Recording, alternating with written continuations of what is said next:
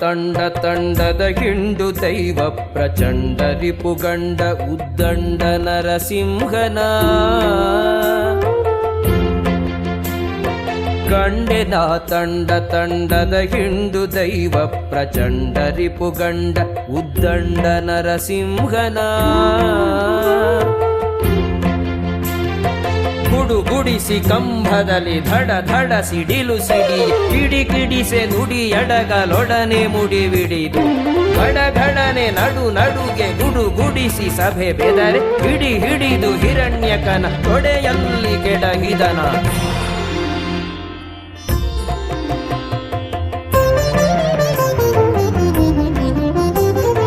ಗುಡುಗುಡಿಸಿ ಕಂಬದಲ್ಲಿ ಧಡ ಧಡ ಸಿಡಿಲು ಸಿಡಿಯೆ ಕಿಡಿ ಕಿಡಿಸೆ ನುಡಿ ಎಡಗಲೊಡನೆ ಮುಡಿಬಿಡಿದು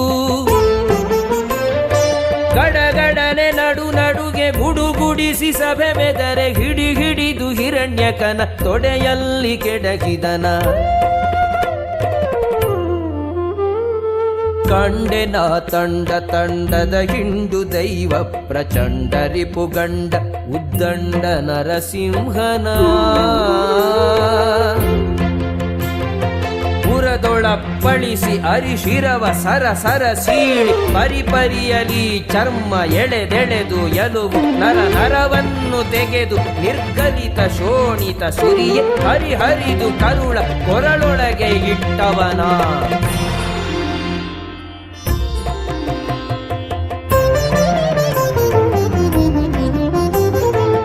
ಪುರದೊಳಪ್ಪಳಿಸಿ ಅರಿಶಿರವ ಸರಸರ ಸೀಳಿ ಪರಿಪರಿಯಲಿ ಚರ್ಮ ಎಳೆದೆಳೆದು ಎಲುವು ನರವನ್ನು ತೆಗೆದು ನಿರ್ಗಲಿತ ಶೋಣಿತ ಸುರಿಯೆ ಹರಿಹರಿದು ಕರುಳ ಕೊರಳೊಳಗೆ ಇಟ್ಟವನ ಕಂಡೆನ ತಂಡ ತಂಡದ ಹಿಂಡು ದೈವ ಪ್ರಚಂಡ ರಿಪುಗಂಡ ಉದ್ದಂಡ ನರಸಿಂಹನ ಪುರ ಜನರು ಹಾಯೆನಲು ಸುರರು ಹೂಮಳೆಗರೆಯೇ ತರತರದ ವಾದ್ಯ ಸಂಭ್ರಮಗಳಿಂದ ಹರಿಹರಿಯೇ ಶರಣೆಂದು ಸ್ತುತಿಸಿ ಶಿಶು ಮೊರೆಯಿಡುವ ಕರುಣಾಳು ಕಾಗಿ ನೆನೆಯಾದಿ ಕೇಶವನ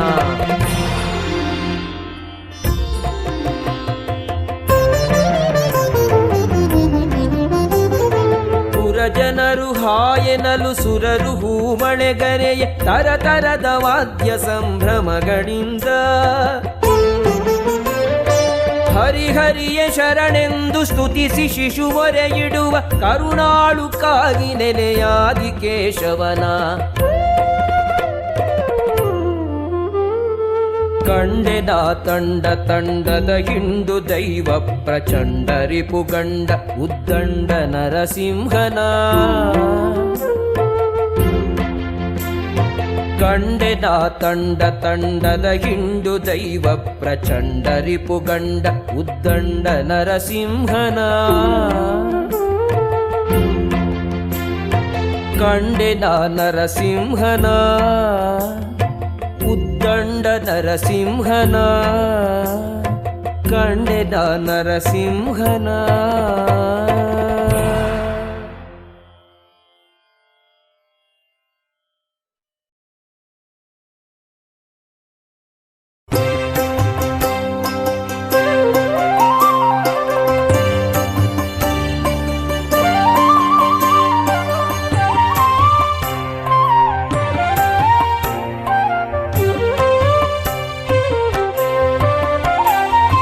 ಭಳಿರೆ ಭಳಿರೆ ನಾರಸಿಂಹ ಭಳಿರೆ ಭಳಿರೆ ನಾರಸಿಂಹ ಮಹಸಿಂಹ ಮಲಮಲ ಮಲತವರ ವೈರಿ ಉರಿ ಮಾರಿ ಭಳಿರೆ ಭಳಿರೆ ನಾರಸಿಂಹ ಮಹಸಿಂಹ ಮಲಮಲ ಮಲತವರ ವೈರಿ ಉರಿ ಮಾರಿ ಭಳಿರೆ ಭಳಿರೆ ನಾರಸಿಂಹ ಭಯದೂರ ಸಿಂಹ ನಾರಸಿಂಹ ಭಯದೂರ ಸಿಂಹ ನಾರಸಿಂಹ ಮತ್ಸ್ಯ ಕಚ್ಚಪ ವಾರಾಹ ಸಿಂಹ ವಾಮನ ಮೂರ್ತಯೇ ರಾಮ ರಾಮಾತ್ಮನೇ ಕೃಷ್ಣ ಕಲ್ಕಿ ಸಿಂಹಾಯ ಮಂಗಳಂ ಭಯದೂರ ಸಿಂಹ ನಾರಸಿಂಹ ಭಯದೂರ ಸಿಂಹ ನಾರಸಿಂಹ ಭಯದೂರ ಸಿಂಹ ನಾರಸಿಂಹ ಭಯದೂರ ಸಿಂಹ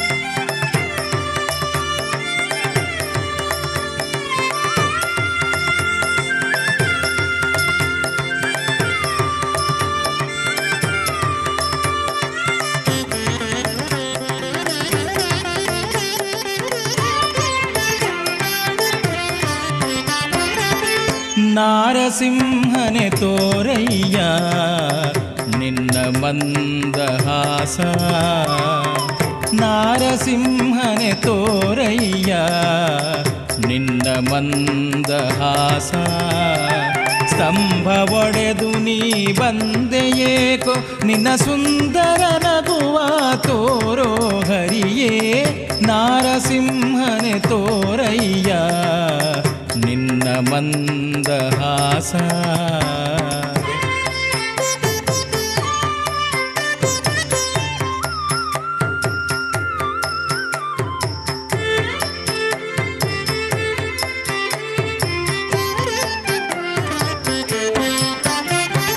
ಕೋಪವ ತೊರೆದು ನಗೆ ಮೊಗ ತೋರೋ ತಾಪವನ್ನು ಕಳೆದು ಪಾಪನಾಶಕ ಪರಮ ಪಾವನ ನಾರಸಿಂಹ ಒಲಿದು ನೆನೆದವರ ಅನುಕ್ಷಣವು ಪೊರೆವಂಥ ಪ್ರಭುವೇ ನೆನೆದವರ ಅನುಕ್ಷಣವು ಪೊರೆವಂಥ ಪ್ರಭುವೇ ಲಕ್ಷ್ಮೀ ಪ್ರಿಯನೆ ಶ್ರೀಹರಿಯ ನಗೆಯ ಬೀರಿ ನಗುವ ತೋರು ದೇವಾ ನಾರಸಿಂಹನೆ ತೋರಯ್ಯ ನಿನ್ನ ಮಂದಹಾಸ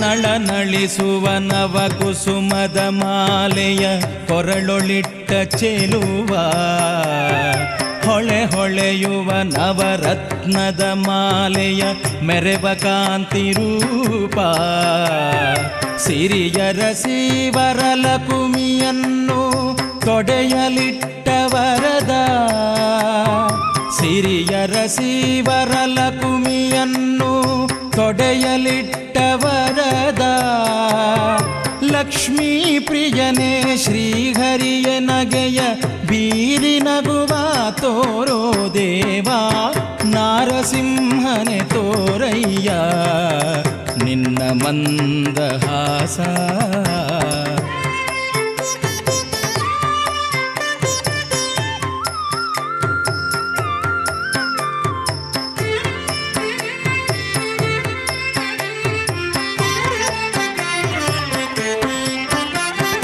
ಆದಿಶಂಕರ ಯತಿಗೊಲಿದವನೇ ಆಶ್ರಿತರ ಪ್ರಭುವೇ ಅಭಯ ಸ್ವರೂಪನೆ ಜಗಕಧಿಪತಿಯೇ ಆಪದ್ಬಾಂಧವನೇ ಗುರು ನೀನೇ ಗತಿಯನಲು ಕಾಯುವಂತ ಕರುಣಾ ಗುರು ನೀನೇ ಗತಿಯನಲು ಕಾಯುವಂತ ಕರುಣಾ ಲಕ್ಷ್ಮೀ ಪ್ರಿಯನೇ ಶ್ರೀಹರಿಯ ನಗೆಯ ಬೀರಿ ನಗುವ ತೋರೋ ದೇವಾ ನಾರಸಿಂಹನೆ ತೋರಯ್ಯ ನಿನ್ನ ಮಂದಹಾಸ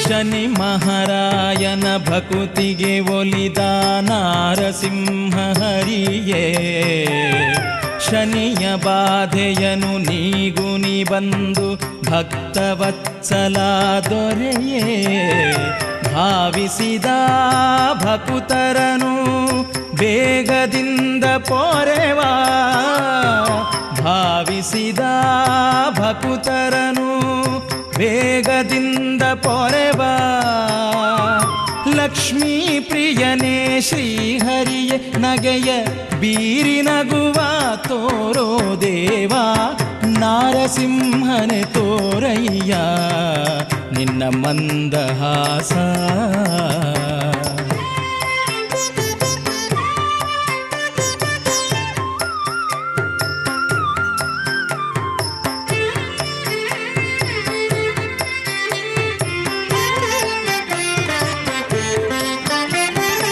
ಶರಣಾಗತರ ವರದಾಯಕನೆ ಭರದಿಯಿತ್ತ ನೋಡೋ ಪರಿಪಾಲಿಸುವ ಹರಿ ಪರಿಪೂರ್ಣ ತಿರುಗಿ ಒಮ್ಮೆ ನೋಡೋ ಭಕ್ತರನು ಅನುದಿನವೂ ಪಾರು ಮಾಡುವ ಧೀರ ಭಕ್ತರನು ಅನುದಿನವೂ ಪಾರು ಮಾಡುವ ಧೀರ ಲಕ್ಷ್ಮೀ ಪ್ರಿಯ ಪ್ರಿಯನೇ ಶ್ರೀಹರಿಯೇ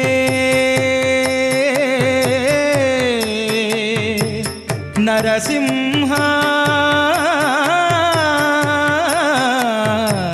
ನರಸಿಂಹ ಲಕ್ಷ್ಮೀ ಪ್ರಿಯನೇ ಶ್ರೀಹರಿಯೇ ನಗೆಯ ಬೀರಿ ನಗುವ ತೋರು ದೇವಾ ನಾರಸಿಂಹನೆ ತೋರಯ್ಯ ನಿನ್ನ ಮಂದಹಾಸ ಸ್ತಂಭ ಒಡೆದು ನೀ ಬಂದೆಯೇಕೋ ನಿನ್ನ ಸುಂದರ ನಗುವ ತೋರೋ ಹರಿಯೇ ನಾರಸಿಂಹನೆ ತೋರಯ್ಯ ನಿನ್ನ ಮಂದಹಾಸ ನಾರಸಿಂಹ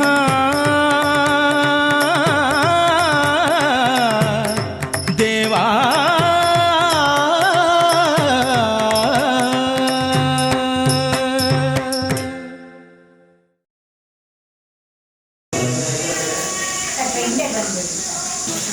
ಬ್ರಾಹ್ಮಣರಲ್ಲಿ ದೇವರ ಪ್ರತಿಷ್ಠಾಪನಾ ರೀತಿಯಲ್ಲಿ ಪ್ರತಿಷ್ಠಾಪನೆ ಎದುರಿಸಿದಂಥ ವೈದಿಕರಿದ್ದಾರೆ. ಈ ಒಂದು ದೇವಸ್ಥಾನದ ಪ್ರಾರಂಭದಲ್ಲಿ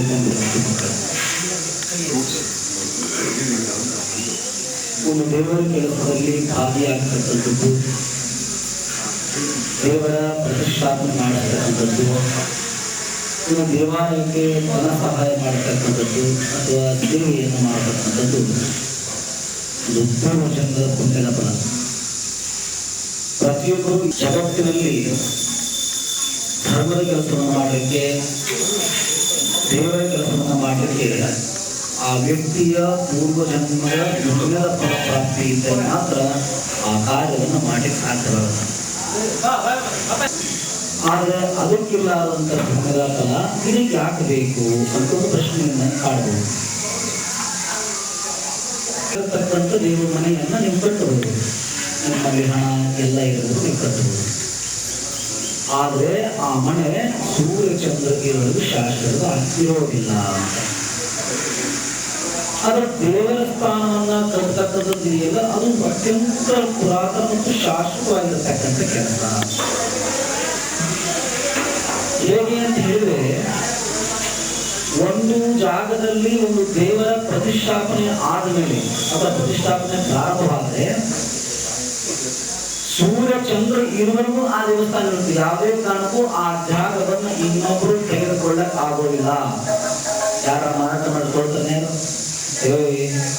ದೇವಸ್ಥಾನ ವಸ್ತುನೇ ದೇವಸ್ಥಾನ ಮತ್ತು ಮಾರಾಟ ಆಗೋದಿಲ್ಲ ಅಂತ ಮೇಲೆ ಈ ದೇವಸ್ಥಾನ ಹೇಗಂತಂದ್ರೆ ಸೂರ್ಯ ಚಂದ್ರ ಇರುವವರೆಗೂ ಇರುತ್ತೆ.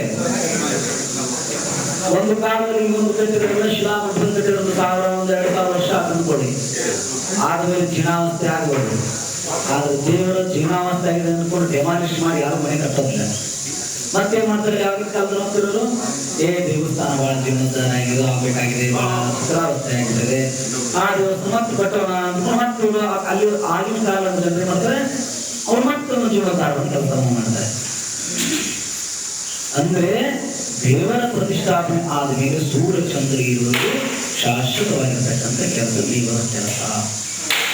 ಆದ್ರೆ ಮನೆಗಳ ಹಾಗಾಗೋದಿಲ್ಲ.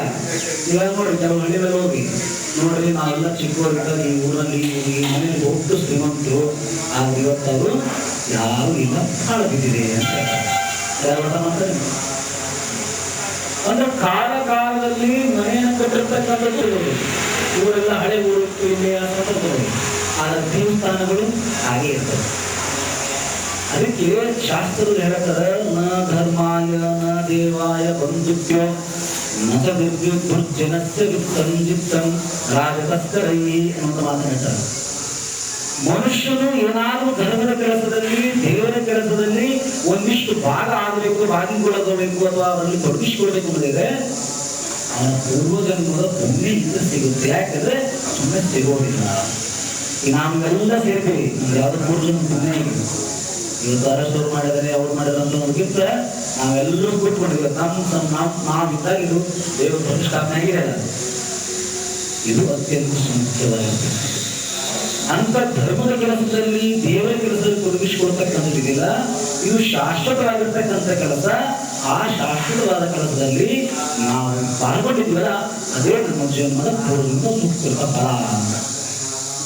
ಅದಕ್ಕಾಗಿ ಭಕ್ತರಾಗಿರ್ತಕ್ಕಂಥವರು ಧರ್ಮದ ಕೆಲಸದಲ್ಲಿ, ದೇವರ ಕೆಲಸದಲ್ಲಿ ಸಾಧ್ಯವಾದಷ್ಟು ಅದರ ಜೊತೆಯಲ್ಲಿ ಪಾಲ್ಗೊಳ್ಳಬೇಕು ಅನ್ನೋ ಶಿಕ್ಷಣ ಶಾಸ್ತ್ರದಲ್ಲಿ